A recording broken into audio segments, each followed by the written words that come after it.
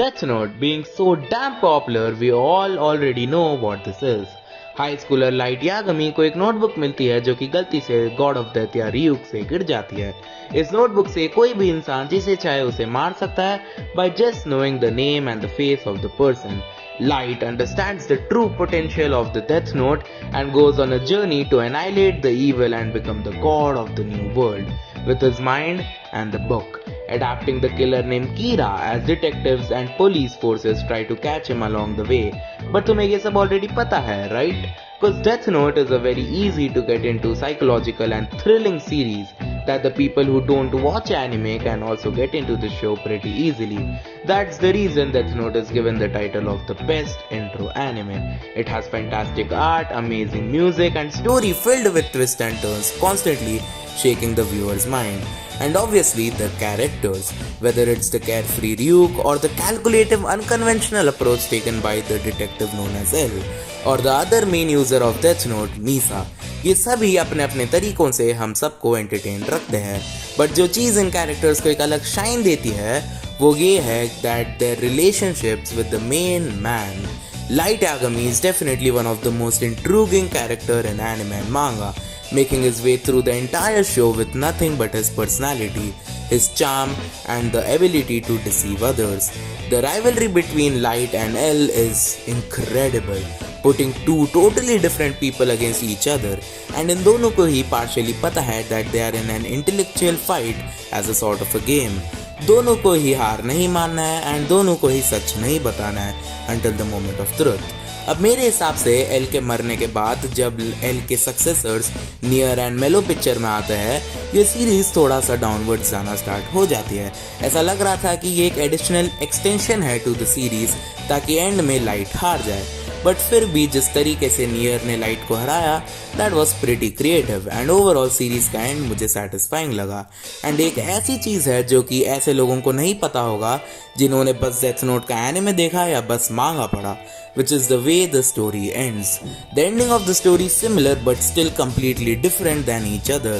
जो चीज़ मुझे सबसे ज़्यादा इंटरेस्टिंग लगी इन एंडिंग्स के बारे में वो ये है कि दोनों ही एंडिंग्स अच्छी है, but the way they portrayed Light Yagami could not be more different. Basically एक बहुत अलग वाइब देते हैं दोनों ही endings as the story reaches its end. उसके बारे में बात करने से पहले मुझे तुम्हें ओरिजिनल मांगा चैप्टर में क्या होता है ये बताना होगा. Light has been cornered and he had to admit that he is Kira, only finding out afterwards that his plan has been failed thanks to the Near's foresight about how Mikami, one of Kira's followers, would act. His own ego being Light's biggest enemy. With nowhere left to go, Light confesses and gives a speech about his master plan. Then he tries to kill Near with the last piece of Death Note he had in his watch. But then Matsuda shoots him. अब यहाँ पर आता है the biggest difference between the two versions. Nowhere left to run, every plan being failed, every follower being gone or dead, his only current one present being shocked as seeing Light in such a miserable condition. The only option he has left is to beg, specifically begging to Ryuk, asking him to kill everyone against him using his own Death Note. But Ryuk knows Light's life has come to an end, so he fulfills the promise they made to each other at the start of their journey, and he instead writes Light's name in the Death Note, killing him of a heart attack. What makes this entire ending so impactful is what it says about Light as a character. पूरे series में light हमेशा बहुत ज़्यादा शांत स्वभाव का था, जो कि बिना कोई तकलीफ के रिस्क फ्री प्लान्स बनाता था. वो हर एक कदम बहुत ध्यान से आगे बढ़ा रहा था एंड हर चीज़ उसके प्लान के हिसाब से जा रही थी, and that's the reason he could defeat L. But इस एंडिंग में उसे ये पता है कि काम एक्ट करने से कोई फ़ायदा नहीं होने वाला, so he doesn't even try to act काम. जितना भी कॉन्फिडेंस लाइट के पास था अब वो सब उससे छीन लिया गया है. उसका ऐसे भीख मांगना हमें ये दिखाता है कि लाइट कितना ज़्यादा गिर चुका है. He's literally asking help to the person who is not even related to these human conflicts.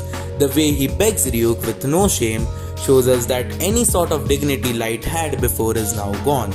He's scared now, whereas at the start of the story Light didn't fear of death. But अब वो बहुत आगे बढ़ चुका है to just die. The old Light may have accepted his loss, but this Light has given up a lot of things to now lose. And when he does lose, it's almost like he's not able to accept his defeat. This ending for Death Note is very much a bittersweet type of an ending. The side of El and Nier has come on top and Light has been defeated because of his own ego. And now his previous morals and ideologies means nothing to him. It shows us the darker side of what Light has become because of the Death Note. The anime adaptation to these final chapters is pretty much the same till the point where Mikami is shocked in seeing Light being in such a miserable condition. But this time, except just being shocked, he stabs himself, giving Light the slightest opportunity to escape. Running away with nowhere left to go, Light can do nothing but reminisce about his past as he runs away, eventually resting on a staircase knowing Ryuk is going to write his name on the Death Note, dying there with no resistance as the episode comes to an end. जो aspect इस ending को मांगा के ending से अलग बनाता है वो ऑब्वियसली ये है कि इस बार लाइट ने कोई बार्गेनिंग नहीं की ryuk के साथ and he just accepted the truth that he is going to die. हाँ, he still cried, he still begged, he got down on his knees, but he's able to make it out and run away. The fact that he's running away despite him knowing he's going to die shows that the problems have gotten too big for him to handle them. Knowing that if he stops even for a second, they will catch back up with him. He's just making an attempt to run away, and as he runs away, he can only think about how he started off as, knowing how his world is falling around him. Light can only imagine how his life would have been before the Death Note, and it makes him sad because he knows it would be great. The notebook took him from an intelligent high schooler with a dream to become a crime solver like his dad to a defeated killer by no one on his side. With that in mind, he heads for a final resting place, without any worries, allowing Ryuk to take his life, knowing there is nowhere out of the mess he had made.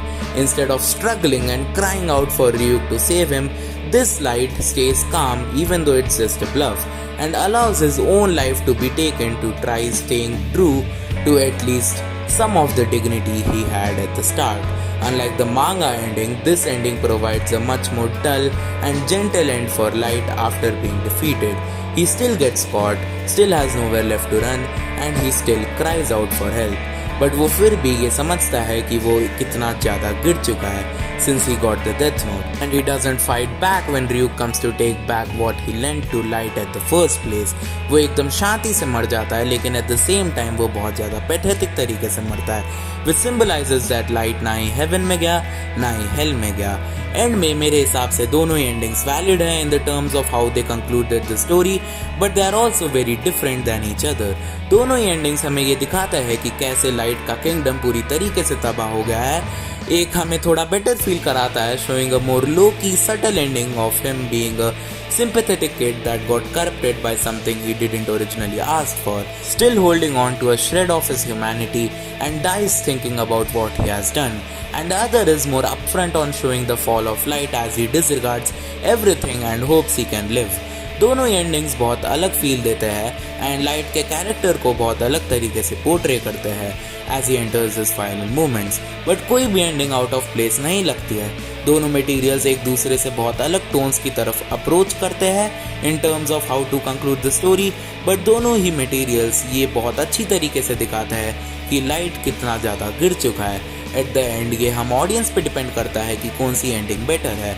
तुम कोई एक ending को superior नहीं ठहरा सकते हो क्योंकि दोनों ही एंडिंग्स बहुत अच्छे से स्टोरी में फिट बैठते हैं. And at the end it all boils down to how you the viewer feels about the series and what you want from the characters as the series approaches its end. Do you want Light to have a little bit of regret while he dies, or do you want that he should have no regret as the past Light has been taken down for good?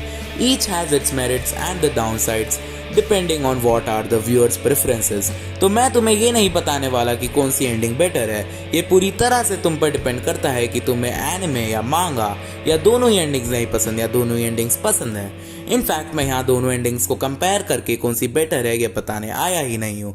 मैं बस ये बताने आया हूँ कि कैसे दो media के पीसेस एक दूसरे से इतने डिफरेंट हो सकते हैं जिसके वजह से दोनों ही सीरीज को एक अलग आइडेंटिटी मिल जाती है while still keeping the core theme of their series intact, while satisfying the viewers with the best of their abilities and how one difference shapes a series.